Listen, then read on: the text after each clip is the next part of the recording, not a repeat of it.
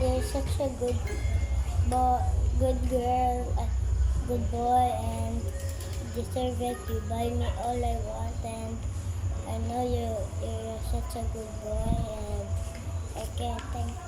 What's that? I think I'll give you $20. $20, 20 pesos. What else? Only that, Only that? Why? because I don't have money to save. How much money do you have now? 3. 3. Okay, what you will do with your money? Save it. Save for what? For I can buy a toy. You can buy a toy. What kind of toy?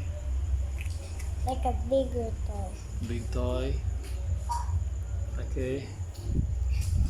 You'll save, ha? Promise? You'll not spend that? Hmm? Happy New Year! Happy New Year!